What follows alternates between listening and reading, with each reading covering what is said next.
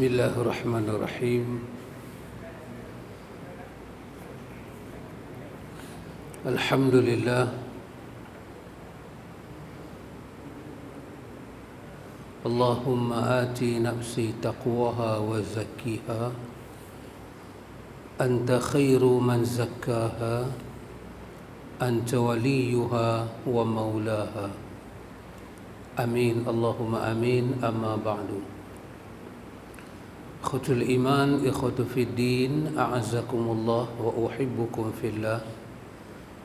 Usikum wa iyaya bitaqwallah, faqad faza man ittaqa. Alhamdulillah ikhwan, summa alhamdulillah, dengan limpah kurnia daripada Al-Fattah Al-Alim, kita boleh menyambung bacaan kita Tazkiyatun Nufus, iaitu di bawah tajuk kaedah-kaedah dalam Tazkiyatun Nufus. Ini kita masuk pada perkara yang ketujuh. Penulis kata wajib diketahui bahawa para Rasul alaihimus salatu wassalam diutus untuk membersihkan jiwa manusia, dan seluruh perintah syariat bertujuan untuk membersihkan hati manusia agar manusia mentauhidkan Allah Ta'ala, menjauhkan syirik, dan supaya manusia bertakwa kepada Allah Subhanahu wa Ta'ala. Ini perkara yang ketujuh, kata penulis, dalam hal berkaitan dengan tazkiyatun nufus. Perkara penting kita kena tengoknya ialah bahawa tugas besar ini, ikhwan, adalah tugas para nabi dan para rasul untuk tiap-tiap umat. Ini dijelaskan oleh Al-Quran, dan Allah menyebut pada ayat yang cukup besar bahawa walaqad ba'athna fi kulli ummatin rasulan an ya'budullaha wajtanibut taghut. Tiap-tiap umat itu mendapat seorang rasul, dibangkitkan kepada mereka. Untuk apa? Untuk buat tazkiyah ini, an ya'budullah, supaya manusia dicuci hatinya, supaya hati itu hati yang beribadat kepada Allah. An ya'budullah, hanya sembah Allah. Wajtanibut taghut, dan menjauhi taghut, lawan kepada menyembah Allah. Karena itu ikhwan, ulama kita memberi contoh di dalam tulisan-tulisan mereka. Seperti gelas yang kita pakai ni, kita nak isi dengan air yang bersih, kita akan cuci gelas itu, kita akan tengok sesuai ada air yang bersih itu nak bubuh dalam gelas. Lepas tu air tu kita nak minum, nak masuk dalam badan. Kalau gelas tu kotor, orang akan cuci. Demikianlah hati manusia. Kita nak letak dalam hati kita ini iman, taqwa, ikhlas, nak letak wara', nak letak zuhud, nak letak muraqabah, nak letak sifat-sifat ni yang kita kata sifat-sifat mahmudah, sifat-sifat mahmud yang terpuji. Terpuji itu terpuji di sisi Allah. Maka hati itu mesti dicuci dulu. Kalau hati itu kotor, masuk benda bersih akan jadi kotor. Jadi cucilah hati itu. Proses cuci hati itulah yang kita panggil dengan tazkiyah. Cuci hati kita. Jadi kerana hati itu barang ciptaan Tuhan. Hati itu adalah mutlak barang ciptaan Tuhan.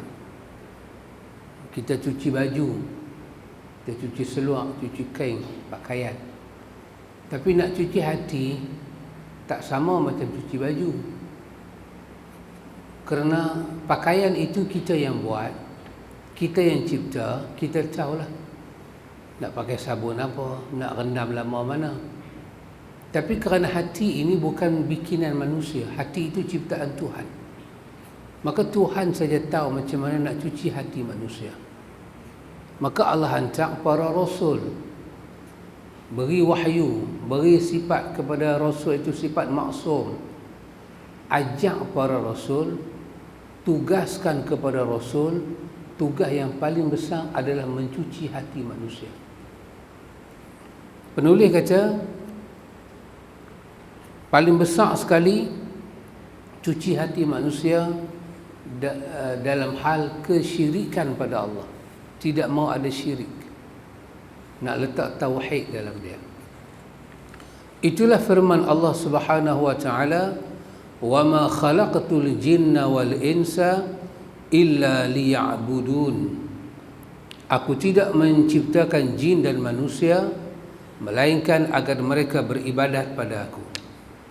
Dan firman Allah taala lagi, "Ya ayyuhan nasu u'budu rabbakumul ladzi khalaqakum walladzina min qablikum la'allakum tattaqun." Wahai manusia, sembahlah Rabbmu yang telah menciptakan kamu dan orang-orang sebelum kamu agar kamu bertakwa. Firman Allah lagi, "Walaqad wassayna alladhina utul kitaba min qablikum wa iyyakum an ittaqullah wa in takfuru fa inna lillahi ma fis samawati wa ma fil ard wa kana Allahu ghaniyan hamida." Kami telah memerintahkan kepada orang-orang yang diberi kitab suci sebelum kamu dan juga kepadamu agar bertakwa kepada Allah. Tetapi jika kamu engkar, maka ketahuilah milik Allah lah apa yang ada di langit dan apa yang ada di bumi, dan Allah Maha Kaya dan Maha Terpuji. Firman Allah Ta'ala lagi, "Wa nafsin wa ma sawwaha fa'alhamaha fujuraha wa taqwaha qad aflaha man zakkaha wa qad khaba man dassaha." Demi jiwa serta penyempurnaan, yakni ciptaannya, maka dia mengilhamkan kepadanya jalan kejahatan dan jalan ketakwaan. Sungguh beruntung orang-orang yang menyucikan jiwanya itu, dan sungguh rugi orang-orang yang mengotorinya. Ini ayat penulis bawa kepada kita untuk menyokong tajuk ini, bahawa itulah dia tugas para rasul datang kepada kita ikhwan untuk mengajak kita membersihkan jiwa. Dalam ayat ni ikhwan, dalam ayat yang ke An-Nisa ini 131, ada yang menarik. Allah menyebut tentang Allah memberi kepada Nabi itu kitab, mewasiatkan kepada mereka kitab. Wasiat dengan makna memerintahkan. Dalam kitab itu diperintahkan kepada Rasul dengan perintah apa? Perintah ittaqullah. Setiap Nabi dapat perintah ini, anittaqullah, bertakwa pada Allah dan menyuci hati umat supaya sampai kepada makam takwa. Itu melaksanakan perintah, menjauhi larangan. Melaksanakan perintah kerana mengharapkan thawab, ganjaran di sisi Allah. Menjauhi larangan membentuk hati yang takut kepada iqab, iaitu azab dan balasan Tuhan yang sangat pedih, yang sangat azab. Mendidik hati takwa pada Allah, melaksanakan perintah. Kemudian dengan melaksanakan perintah itu, hati itu mengharapkan thawab, pahala-pahala Allah. Bukan hati itu kosong begitu saja. Bukan melaksanakan perintah itu dalam bentuk orang kata melepaskan batu di tangga. Tidak. Bila badan, hati telah pun bertekad untuk melaksanakan perintah Allah, hati itu membenihkan hasil. Hasil apa? lama punya duk taat pada Allah, taat, maka terbenih, hati itu terbenih mengharapkan sawab, ganjaran di sisi Allah. Jadi kalau kita duk semayang, duk puasa, duk buat semua perintah Tuhan, hati kita tak mengharap apa-apa di sisi Tuhan, maka hati kita belum sampai kepada mentaati Allah seperti mana Allah mahu. Kerana ikhwan, bila Allah menyediakan sesuatu pada kita dan kita tidak mengharap sesuatu itu, kita memiliki hati yang sombong. Kita tidak ada hubungan cinta dengan Tuhan. Cinta mengharapkan sesuatu yang indah daripada pihak yang kita cintai. Kita mengharapkan sesuatu yang baik daripada yang kita cintai. Kalau kita bercinta tak mengharapkan apa-apa daripada pihak yang kita cinta, itu bukan cinta namanya. Itu kena pergi masuk sekolah, pergi belajar lagi bab cinta. Ini orang yang jiwa dia kosong. Kita semayang, kita puasa, hasil daripada sembahyang dan puasa itu mesti ada. Apa dia? Akhirnya dengan ibadat itu kita hanya mengharapkan ganjaran Tuhan. Kerana ganjaran Tuhan bukan kecil, besar. Allah kata syurga tu besar. Kenapa syurga tu besar? Kerana yang memberi itu adalah Rabbul Alamin. Yang memberi itu adalah Rabb, bukan makhluk. Yang bagi itu adalah Tuhan yang Maha Besar. Tuhan Al-Azim, Tuhan Al-Kabir, Tuhan Al-Ghafur, Tuhan Al-Rahim, yang bersifat dengan sifat-sifat Al-Husna, dengan nama-nama Al-Husna. Dia nak bagi, tiba-tiba kita tak tertarik, bermakna kita tak kenal Tuhan kita. Bermakna ibadat yang kita bagi itu tidak membuat jiwa kita itu bercinta, berkasih dengan Tuhan. Kerana itu, apabila kita beribadat pada Allah, kita mengharapkan Allah, itulah menjadi benteng besar kepada kita untuk menolak harapan-harapan yang bersifat keduniaan. Riya, ujub, takabur, sombong, sum'ah, mengharapkan balasan orang, semuanya akan ada benteng antara kita dengan harapan-harapan yang kedua. Maka mesti dalam kita mentaati Allah Ta'ala ada benih mengharapkan pahala di sisi Allah. Dan dalam kita menjauhi larangan Tuhan, bukan kata sehari kita duduk bermujahadah untuk itu, berpuluh tahun dah umur kita, mesti ada benih dalam hati kita kerana takutkan balasan Tuhan. Iqab, neraka itu, siksa dalam neraka itu semuanya iqab. Bila kita duduk menjauhi larangan Tuhan, maka mesti membenihkan ketakutan kepada balasan Tuhan di hari akhirat. Maka itu akan membentuk jiwa yang yuqinun, wa bil akhirati hum yuqinun. Mereka dengan hari akhirat mereka sangat yakin. Maka Allah Ta'ala sebut, di antara perintah yang Allah berikan kepada Nabi dulu untuk sampaikan kepada umat, dan Allah Ta'ala kata wa iyyakum, dan perintah itu juga diberikan kepada kamu Muhammad dan umat kamu, iaitu amanah bertakwa pada Allah. Lepas tu Allah kata sepatah, wa in takfuru, kalau kamu kufur Allah, kamu tidak mau takwa, kamu tidak mau menjauhi larangan dia, tak apa. Tapi kena ingat, kalau kamu kufur pada Allah, ini yang menarik. Tuhan kata fa inna lillahi, maka sesungguhnya bagi Allah Ta'ala itu ma fis samawati wa ma fil ardi. Allah kata kena ingat, bumi yang kamu tumpang, yang kamu berpijak, segala rezeki-rezeki yang ada di dalamnya, di langit yang kamu junjung di atas, dan segala rahsia-rahsianya, kesemuanya milik Allah. Kesemuanya milik Allah. Jadi apa ini? Renta ayat ini seolah-olah dia macam mengugut kita. Dia inzar kita. Dia bagi warning pada kita. Dia bagi tahu sesuatu yang besar pada kita. Allah suruh kita takwa pada dia. Allah suruh kita cuci hati kita hanya untuk dia. Lepas tu kalau kita tak mau, Tuhan kata tak apa. Tak ada apa-apa.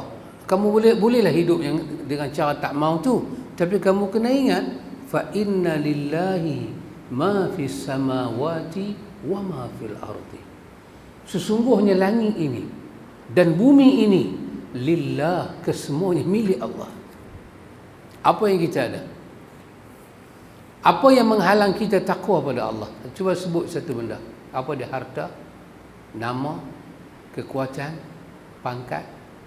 Apa dia? Kesemua itu, benda tu duduk di bumi. Bumi itu Tuhan punya.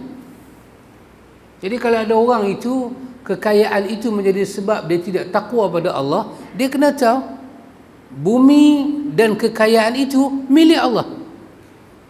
Macam mana dia dapat kaya? Daripada sumber langit, daripada sumber bumi. Fa inna lillahi, langit dan bumi kepunyaan Allah. Jadi kalau dia tak mau takwa kepada Allah, sedangkan dia sedang menumpang perkara yang milik Allah, dengan tumpangan itu menjadikan dia sombong, maka itu jauh tidak wajar dia buat. Fa in takfuru, kalau kamu kufur pada Allah, fa inna lillahi ma fis samawati wa ma fil ardi. Sesungguhnya bagi Allah, fa inna lillahi, sesungguhnya bagi Allah apa yang ada di langit, apa yang ada di bumi. Wa kana Allah, dan Allah Ta'ala itu, wa kana Allahu ghaniyan hamida, dan Allah Ta'ala itu dalam keadaan ghaniyan hamidan, dia sangat kaya dan dia sangat terpuji. Kaya Tuhan sampai dia bagi kepada hamba, tak hilang khazanah kekayaan dia. Kaya dia sampai dia tak memerlukan khazanah itu. Sangat kaya. Dan apa yang kita ada pada hari ini, kesemuanya menumpang Tuhan. Dan ingat kata Allah, bukan saya Tuhan kaya, dia hamidan, dia maha terpuji. Dan kamu yang menumpang sifat Tuhan, sampai bila-bila tidak akan ada sifat kaya dan tidak akan ada sifat terpuji. Kita yang menumpang, kita tumpang rumah orang ke, kita tumpang harta benda orang ke, sampai bila kita akan dipandang mulia oleh orang yang kita tumpang? Sampai bila? Sampai bila kita akan dianggap kaya kalau kita sentiasa duk minta ke dia? Tak ada apa-apa pun. Benda tu bukan benda kita. Maka ingat kata Allah, sampai bila-bila pun kekayaan itu sentiasalah daripada Tuhan dialirkan kepada kamu. Dan sentiasalah, kalau dengan kekayaan yang Tuhan bagi itu kamu nak sombong, kamu tak akan sampai kepada martabat yang terpuji dalam hidup. Maka kerana itu selayaknya kamu bertakwa kepada Allah. Sucikan hati kamu, kerana kekayaan yang ada di langit dan yang ada di bumi, kesemuanya akan dibinasakan oleh Allah, dan Tuhan akan menyediakan kehidupan yang kekal di hari akhirat. Besok benda-benda yang buat kamu sombong, benda-benda yang kamu tumpang, kerana kamu tumpang dia kamu jadi sombong, akan hancur. Dan kamu akan hidup di hari akhirat. Ketika itu apa yang nak menyombongkan kamu? Ketika itu kamu tidak ada takwa pada Allah, bagaimana kamu nak berhadapan dan menyelamatkan diri kamu pada negeri yang lain? Tapi kalau kamu bertakwa kepada Allah, di negeri sana pun yang baru ini, Tuhan akan bagi kemuliaan dan kekayaan pada kamu yang lebih baik, yang lebih kekal.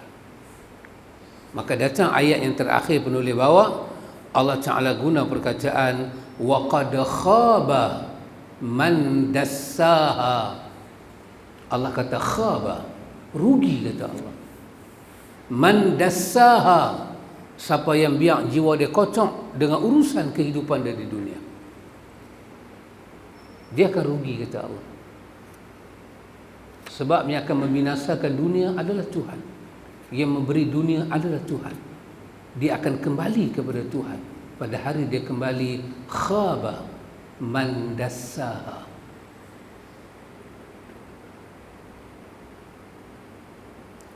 Kalau kita perhatikan ayat ini ikhwan, wa qad khaba man dassaha. maka akan rugilah siapa-siapa, kata Allah, dassaha, yang biar jiwa dia dalam keadaan kotor, dalam keadaan tidak dirawat, dengan penyakit-penyakit zahir dia tidak rawat, dan penyakit-penyakit hati dia tidak rawat, maka dia akan rugi ketika dia balik berjumpa Tuhan. Tak kira lah dia siapa. Ayat ini Tuhan membidas orang-orang yang kaya dalam dunia, ada harta, ada pangkat, tapi untuk Tuhan dia tak ada masa. Jiwa dia tak ada masa untuk Tuhan. Jiwa dia tak hidup dengan Tuhan. Jiwa dia hidup dengan benda-benda lain. Maka Tuhan bidah dia. Tuhan kata dia akan binasa. Cuba antum bayang, kalau macam tu Tuhan kata akan binasa, cuba bayang orang yang dunia pun tak ada apa, lepas tu dia tak jaga pula hati dia dengan Tuhan, apa nak jadi? Macam Fir'aun. Kita kata Fir'aun, Qarun, Haman, Namrud, mereka ni kalau binasa akhirat pun at least dunia mereka ada something, at least lah, walaupun tak berbaloi. Dalam kubur kena seksa, okey lah. Pasal apa okey? Dunia dia boleh dah bahagian dunia ni. Kaya Fir'aun ni, kaya, tapi kaya dia tak kat Mesir. Namrud jauh lebih kaya daripada dia. Kaya dia dunia Namrud ni. Besar pengaruh Namrud ni. Qarun, Haman, orang dahsyat-dahsyat. Mereka ni hebat. Tapi pun Tuhan kata menyesal. Mereka ada nama, mereka ada kuasa, mereka ada harta, mereka ada kehidupan. Orang yang besar-besar ni, nama dia lain, gelaran dia lain, rumah dia lain, cara dia makan lain, dia melawak pun lain, makanan dia lain, pakaian dia lain, wajah dia lain, kehidupan dia lain. Tak sama, total dan fatal. Pun Tuhan kata khaba, kamu rugi. Ikhwan, siapa nak pergi habaq pada orang-orang tinggi-tinggi ni, mereka akan rugi. Siapa nak pergi habaq? Sebab pada posisi mereka, mereka sedang untung dan tinggi. Siapa nak habaq rugi? Antum, kita nak bercakap di tengah-tengah dunia, nak kata siapa-siapa yang tak ikut petunjuk Nabi Muhammad, dia rugi dan dia sesat. Siapa nak dengar? Kerana position umat hari ini, position dia senang dan selesa. Di mana dia sesat? Dia kaya, dia orang besar. Siapa nak bagi tahu pada dia, besar mana kamu, kaya mana kamu? Kalau kamu tak ikut petunjuk Nabi Muhammad, kamu rugi. Tuhan tak terima jiwa kamu, amal kamu tak diterima.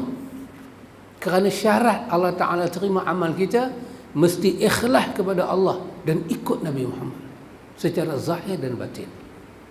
Macam mana kita nak bagi tahu pada orang yang ada kedudukan yang besar-besar dalam dunia ni, dia ada harta dan dia berjalan dengan harta dia, dia ada pengaruh, dia terbang dengan pengaruh dia, dia kaya raya, cakap dia menjadi perintah,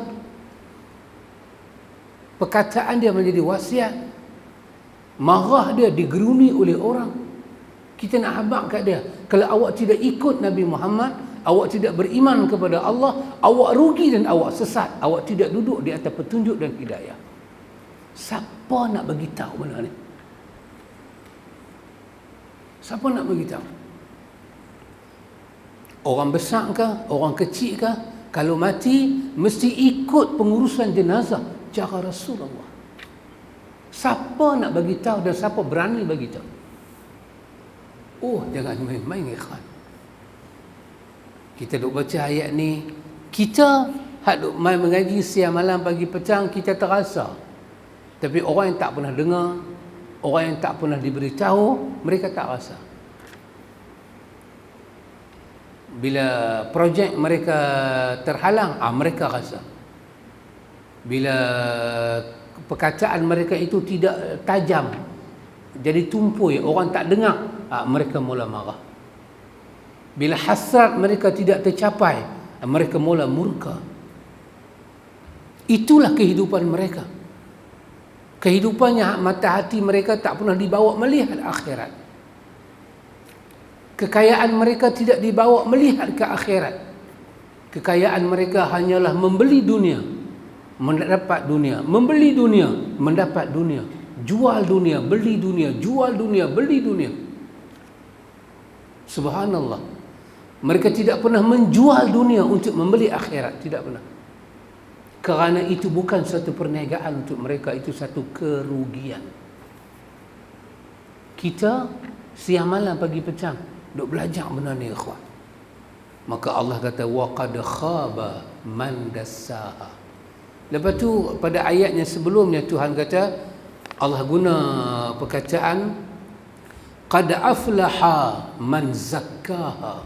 Bahasa dia sama, dua-dua man dengan nakirah, dengan menyebut tanpa syarat, siapa pun, tak dituju pada siapa-siapa.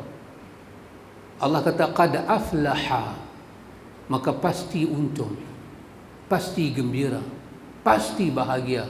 Man zakkaha.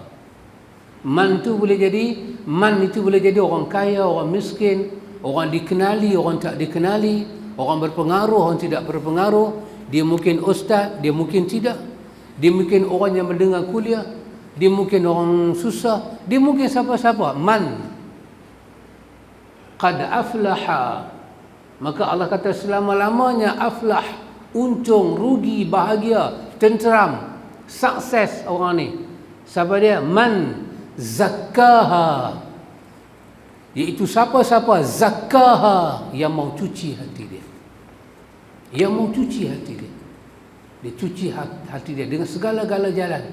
Dia mengambil jalan Nabi Muhammad, petunjuk Muhammad untuk menyuci hati dia. Allah kata aflah, dia untung. Qad aflahal mu'minun. Setelah dia cuci hati dia, dia beriman pada Allah. Allah kata dia aflah. Lepas tu dia sembahyang, Allah kata khashi'un, dia mesti khusyuk setelah dia cuci hati dia. Perkara yang ke-8 kata penulis, hidup dan bersihnya hati merupakan pokok segala kebaikan.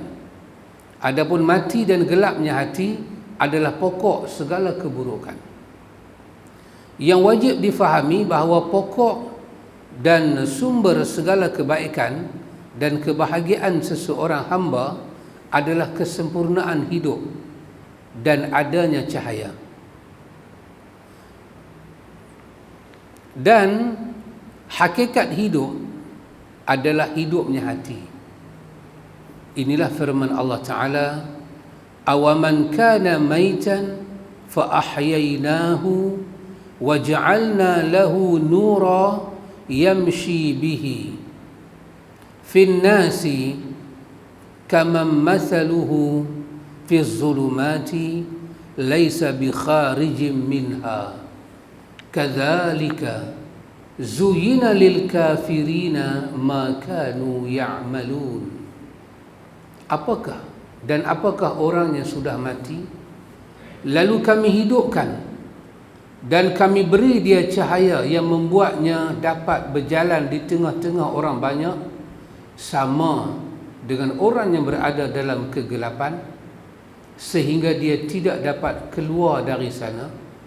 Demikianlah dijadikan terasa indah bagi orang-orang kafir terhadap apa yang mereka kerjakan. Ini lagi satu ayat Allah Ta'ala menyebut tentang orang-orang yang mati hati dia dengan orang-orang yang hidup hati dia. Orang-orang yang Allah Ta'ala bagi kepada mereka cahaya, mereka berjalan dengan cahaya itu dalam kegelapan. Allah bagi pada dia cahaya, dia dapat berjalan cahaya itu di tengah gelap. Allah kata samakah dengan orang yang tidak diberi cahaya? Terbangkit daripada kubur, dah tak ada matahari, dah tak ada bulan, gelap, nak berjalan ke mahsyar. Allah bagi cahaya pada orang yang beriman. Orang kafir, orang tak beriman, orang munafik, Allah tak bagi cahaya. Dia jalan tunggi langgang, beretuh sana, beretuh sini, tersesat jalan, nak sampai ke mahsyar. Satu azab kat dia. Di dunia dia tak berjumpa dengan petunjuk Nabi Muhammad. Sedangkan petunjuk tu ada depan mata dia, tapi dia tak jumpa. Di dunia kadang-kadang ada orang menyebut cinta pada Nabi, tapi Allah tak izin dia tengok sunnah Nabi dia. Allah hanya dia izin melafazkan cinta, tapi dia tidak terjun dalam dunia cinta. Di dunia ramai orang kata sayang dan cinta pada Nabi, tapi Allah halang dia daripada duduk di atas jalan Nabi. Allah tak benarkan. Ada orang sayang pada Nabi, Allah hanya bagi kepada dia dapat ikut Nabi dalam bentuk apa? Pakai celak, sugi, pakai kain selendang, pakai jubah. Itu saja. Minyak atar, buka puasa dengan kurma. Tetapi semayang cara Nabi, zikir cara Nabi, beribadat cara Nabi, Allah tutup hati dia. Subhanallah. Allah bagi cahaya berperingkat-peringkat. Ada orang sambut maulud Nabi, keluar atas jalan berarak, selawat tengah-tengah jalan. Tanya kenapa? Sayang kat Nabi dia. Tapi bila dia nak semayang, dia tak peduli Nabi dia semayang lagu mana. Allah tahan jiwa dia. Ada orang dengar ceramah dan bagi ceramah, berlenangan air mata dia kerana mengenangkan kesusahan Nabi, kemiskinan Nabi, apa yang Nabi tanggung dalam menyampaikan dakwah kepada umat. Allah bagi kepada dia. Dan bila dia dengar benda tu, terusik hati dia, lenangan air mata dia jatuh. Tetapi Allah tidak menambah petunjuk pada dia untuk mempelajari sunnah Nabi demi sunnah Nabi. Sehingga kan bila dia dengar sunnah Nabi yang sahih, dia rasa baru, dia rasa terkejut. Demikianlah nur Allah diberi berperingkat-peringkat kepada umat. Mengikut apa? Mengikut keikhlasan, kemahuan diri kita sendiri. Apa yang kita mahu. Maka samakah orang yang Allah bagi cahaya, berjalan dengan cahaya dalam kegelapan, dengan orang yang berjalan dalam gelap tanpa ada cahaya? Allah kata, kazalika zuyyina lil kafirin. Demikianlah kami hiaskan orang kafir, tidak dapat cahaya di hari akhirat, dia merasakan dah cukup untung dalam dunia. Kenapa ikhwan? Kerana mata dia ditutup, mata hati ditutup kepada kehidupan akhirat. Kepada mereka kalau tak makan di dunia, itulah penderitaannya hakiki. Kalau susah dalam dunia, tak senang dalam dunia, habislah kita. Allah kata demikian, itulah perumpamaan yang Allah Ta'ala buat bagi orang kafir. Kenapa? Makanu ya'malun, di atas apa yang mereka kerjakan. Apabila cahaya dan sinar hati kuat, maka terbukalah segalanya, terbukalah baginya segala kebaikan, pengetahuan dan hakikat hidup. Inilah firman Allah Ta'ala, ya ayyuhalladzina amanu stajibu lillahi walirrasuli iza da'akum lima yuhyikum wa'lamu annallaha yahulu bainal mar'i wa qalbih wa annahu ilaihi tuhsyarun. Wahai orang-orang yang beriman, penuhilah seruan Allah dan Rasul apabila dia menyerumu kepada sesuatu yang memberi kehidupan padamu. Dan ketahuilah bahawa sesungguhnya Allah membatasi antara manusia dan hatinya, dan sesungguhnya hanya kepadanya lah kamu dikembalikan. Ini pula ikhwan dalam surah Al-Anfal ayat 24, Allah Ta'ala menyebut tentang bahawa petunjuk Nabi Muhammad itu adalah sesuatu yang menghidupkan. Ya, istajibu lillah walirrasuli iza da'akum lima yuhyikum. Allah kata terimalah seruan Allah dan Rasul apabila Rasul menyeru kamu kepada sesuatu yang menghidupkan. Sunnah ini adalah hidup. Lain daripada sunnah, mematikan. Mematikan. Kerana itu ya ikhwan, kita belajar dalam kitab tazkiyah. Hati kita kena bersihkan hati kita ni daripada penyakit-penyakit yang kita kata mazmumah. Dalam senarai penyakit-penyakit mazmumah tu, para ulama kita senarai daripada apa hati kita nak dibuang, nak dibersihkan, supaya hati kita ini berjalan menuju Tuhan dengan betul, dapat dihiasi dengan perhiasan yang betul. Dan kenapa susah hidayah Tuhan nak masuk dalam hati kita, sunnah nak masuk, petunjuk ilahi nak masuk, disenaraikan di sana. Di antara perkaranya ialah nombor satu mereka sebut ialah hati ini mesti dibersihkan daripada syirik dan bid'ah. Nombor satu. Kenapa? Kalaulah sunnah itu menghidupkan, kalaulah hidayah Tuhan itu menghidupkan, maka yang menjadi musuh kepada hidayah, musuh kepada tauhid adalah syirik, musuh kepada sunnah adalah bid'ah. Dia akan menggelapkan dan mematikan. Ya, kerana itu hidayah sunnah ni dia masuk dalam diri kita berperingkat-peringkat. Bila kawasan itu masih dipenuhi dengan perkara-perkara bid'ah, sunnah tak boleh masuk, kena cuci dia keluar. Dalam mana dia masuk? Kadang-kadang dah cuci dia masih berbekas. Duk rasa bid'ah tu macam agama, berbekas. Sunnah payah nak masuk. Maka proses penyucian itu adalah satu proses rawatan, dia memakan masa. Nak kenal pada sunnah ni, satu benda baru. Kita telah diajak, kalau selawat sayang pada Nabi kena bangkit berdiri. Kalau orang selawat duduk macam tu lah. Maka kita merhaban, bangkit berdiri. Kita baca barzanji, bangkit berdiri selawat. Time itulah bagi bunga telur seorang sebiji, renjih-renjih. Kita duduk tak mana pun, ceramah-ceramah. Kalau penceramah kata jom kita berselawat pada Nabi, semuanya akan disuruh bangkit berdiri. Kita diajak, itulah cara menghormati Nabi. Sedangkan kita baca tahiyat, dalam tahiyat kita selawat duduk tak bangkit berdiri pula. Kita diajak. Akhirnya kalau ada orang tak buat lagu tu, orang tu dikatakan tak hormat pada Nabi. Kita diajak, kalau selawat pada Nabi ni, ucaplah Allahumma salli ala Sayyidina Muhammad. Pasal apa? Kita kena hormat Nabi kita. Kalau kita semayang, kita tak baca Sayyidina Muhammad, kita ni macam biadab dengan Nabi, tak bagi hak dia, kita tak beradab. Kita diajak lagu tu.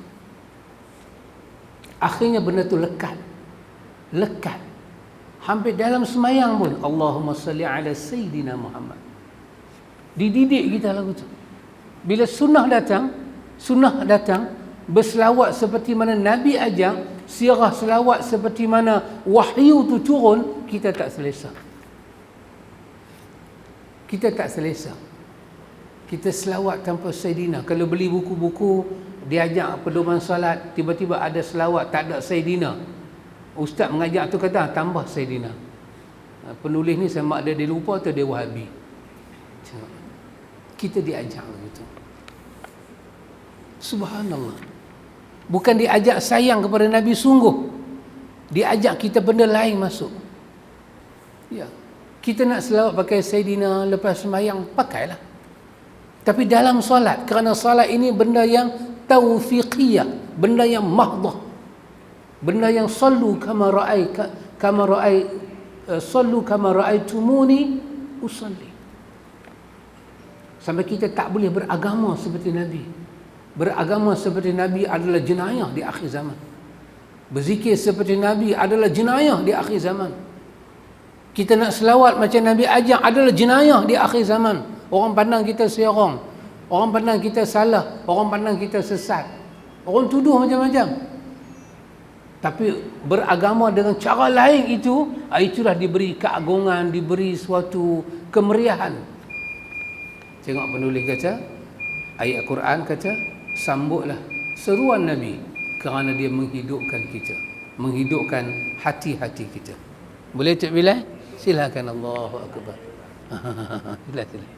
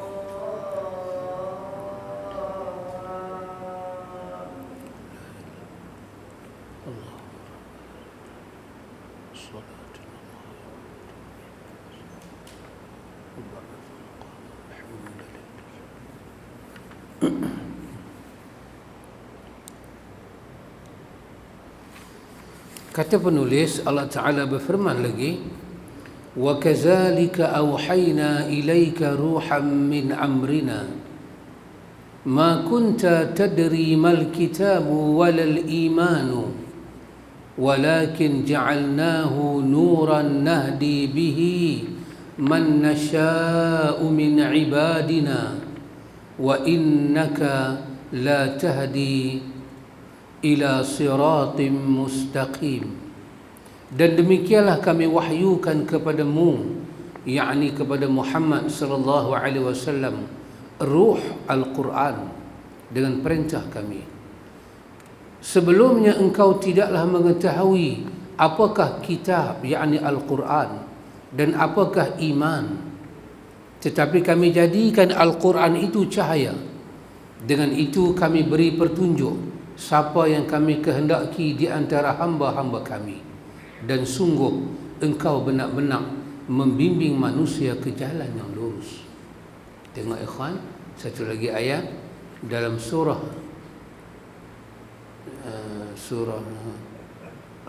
Surah Asy-Syura ayat 52. Allah kata, wa kadzalika auhayna ilaika ruhan min amrina.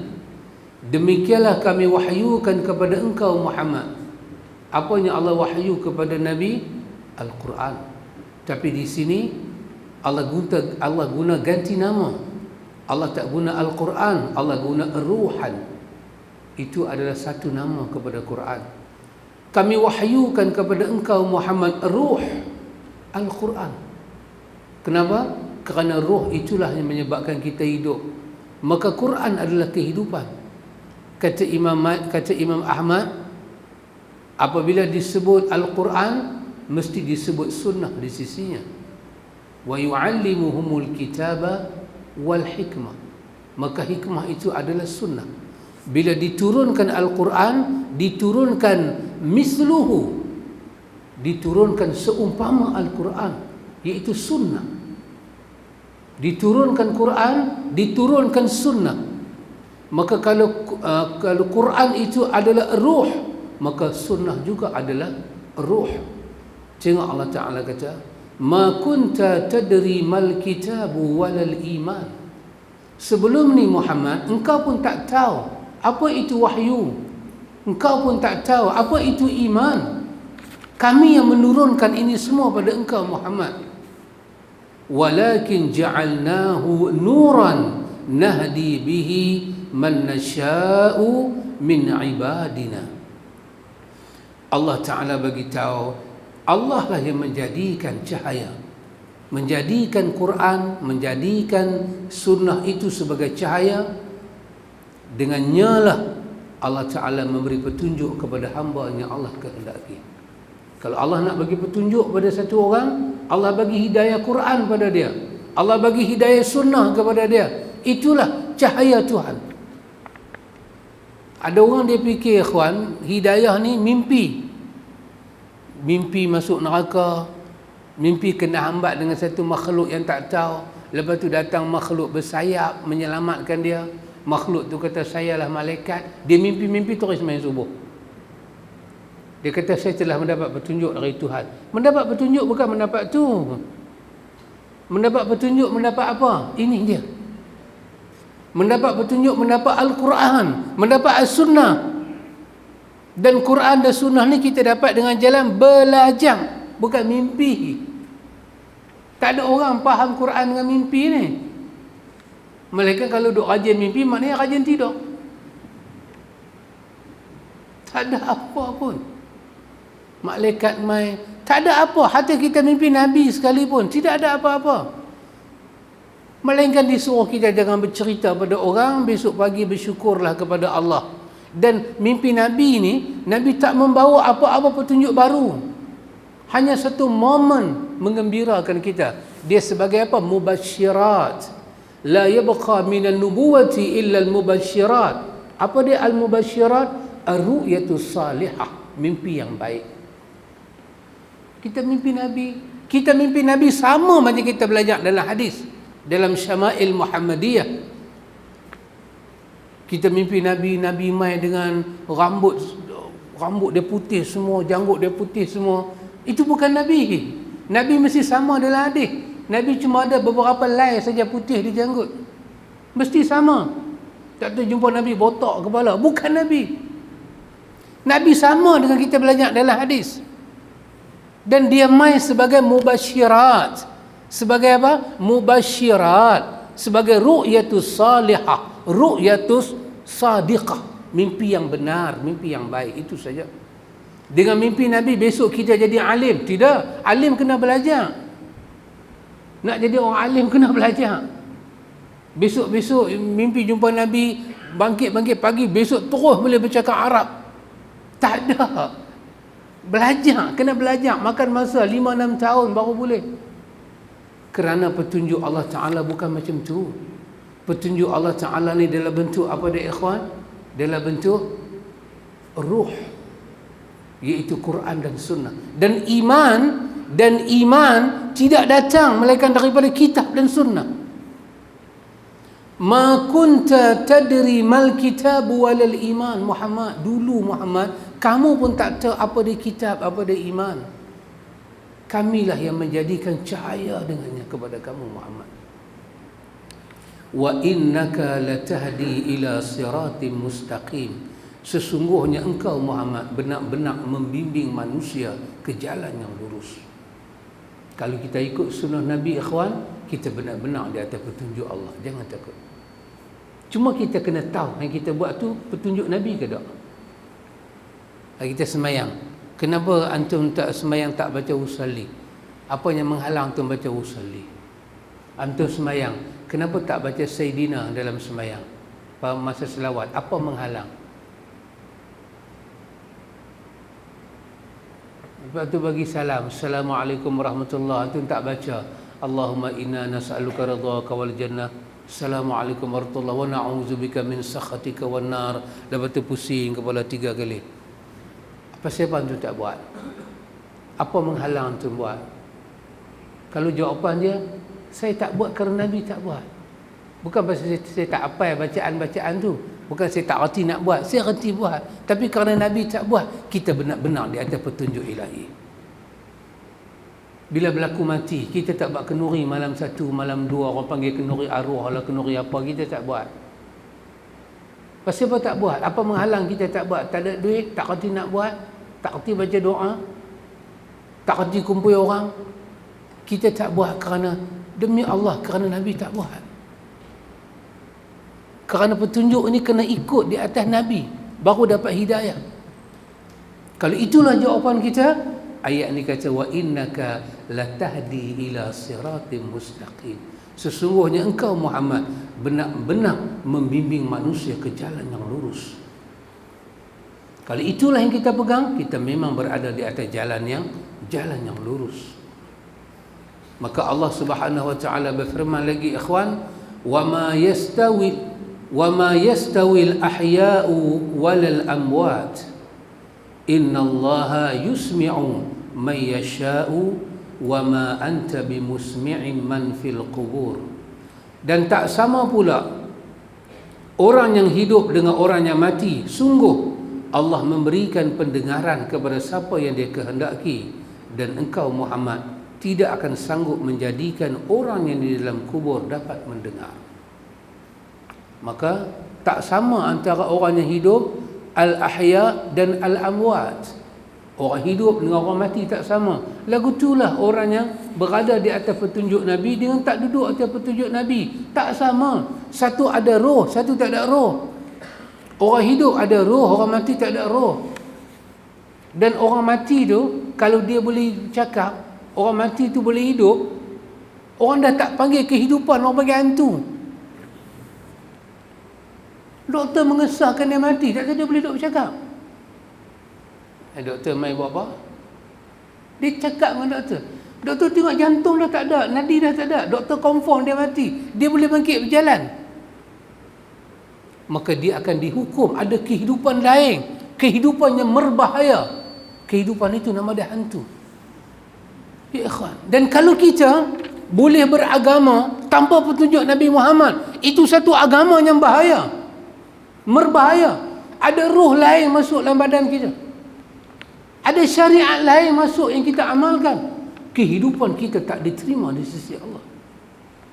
Kerana ruh yang kita pakai untuk beribadat bukanlah daripada kitab, bukan daripada sumber iman, bukan daripada petunjuk Nabi Muhammad. Maka bahaya kita ni. Macam mana bahayanya orang mati kalau boleh berjalan. Yang patut berjalan ni siapa dia? Orang hidup. Maka yang patut kita pegang untuk berhidup dengannya hanyalah petunjuk Nabi Muhammad, bukan benda lain, ikhwan.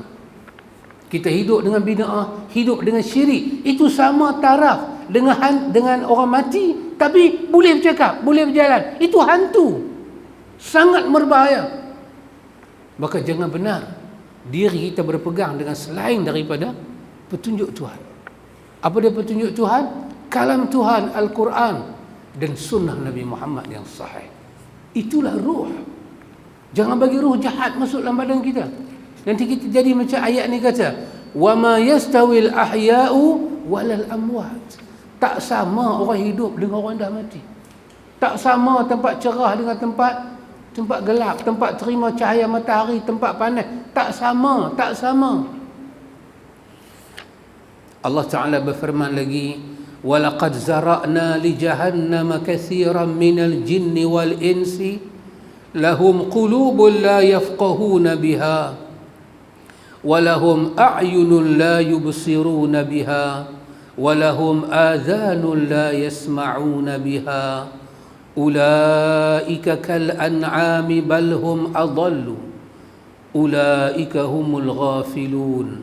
Dan sungguh akan kami isi neraka jahanam banyak dari kalangan jin dan manusia.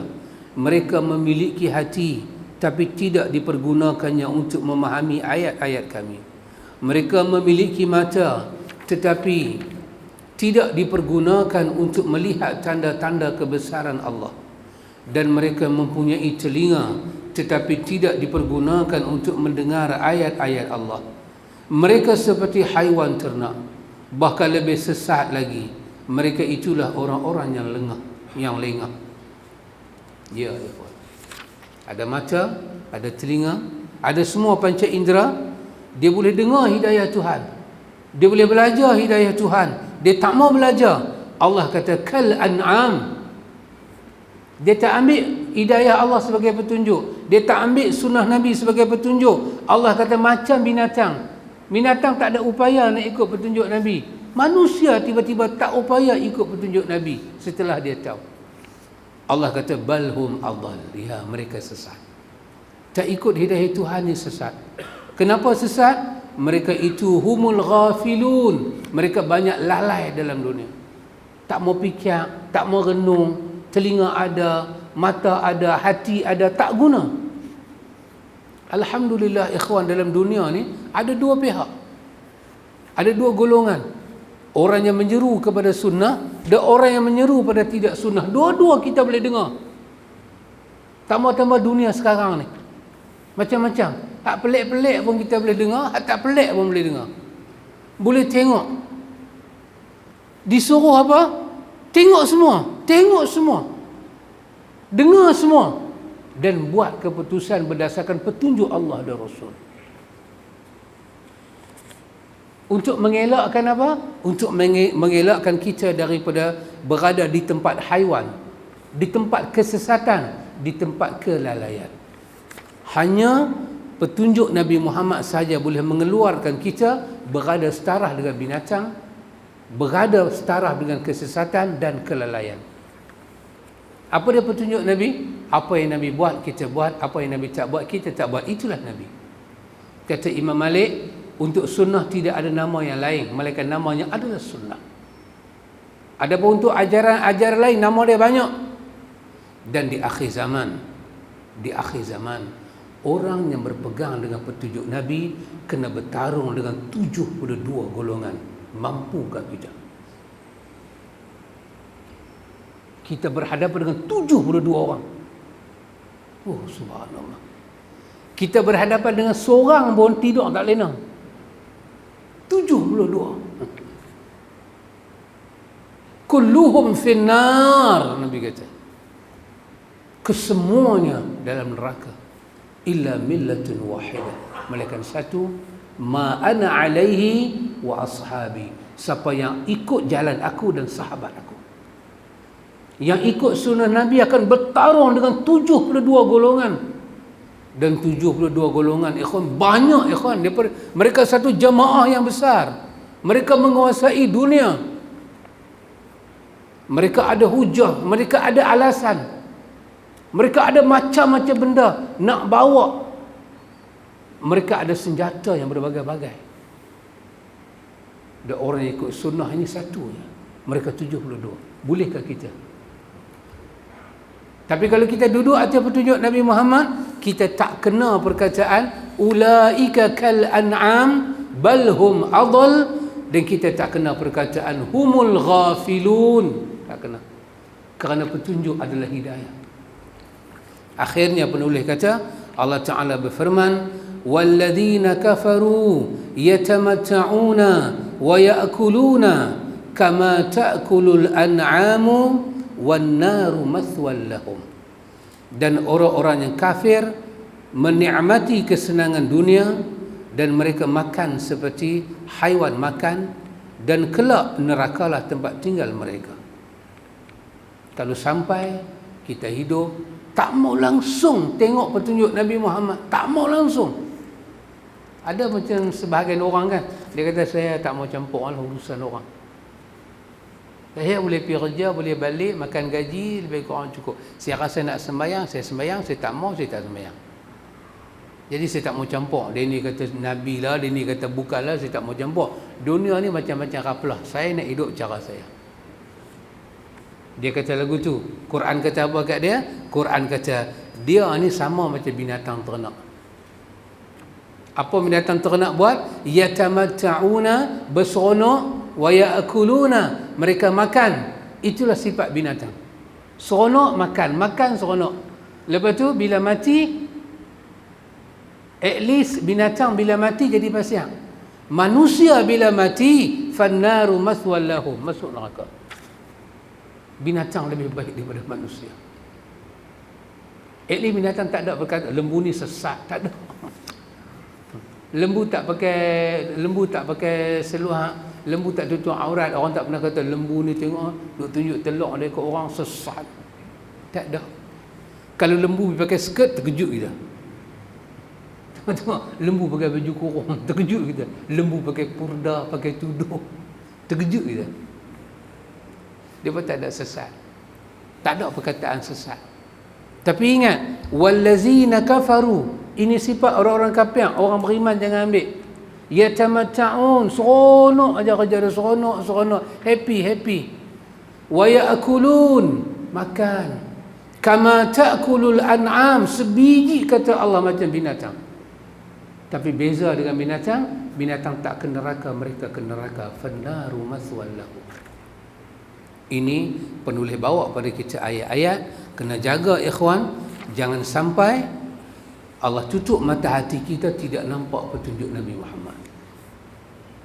Maka kita biarlah sedikit di atas petunjuk. Lebih baik kita ijtihad alal bid'ah. Kita bersungguh tapi di atas bid'ah jangan. Maka penulis kata bab yang ketiga pada menyatakan keadaan hati dan macam-macamnya. Ini dia nak masuk bab yang ketiga. Dia nak cerita hati ada macam-macam. Ada hati yang sakit, ada hati yang mati, ada hati yang sihat. Dan hati kita duduk tang mana? Hati kita duduk tang mana? Maka bila kita duduk di jalan raya, kita kena pakai semua hati. Kita kena hati-hati. Jangan duduk pakai satu hati, kena hati-hati jalan raya. Jadi kita akan tengok insya-Allah ikhwan. Wallahu ta'ala a'lam. Subhanakallahumma wa bihamdika asyhadu an la ilaha illa anta astaghfiruka wa atubu ilaih. Wassallallahu ala nabi Muhammad walhamdulillahi rabbil alamin.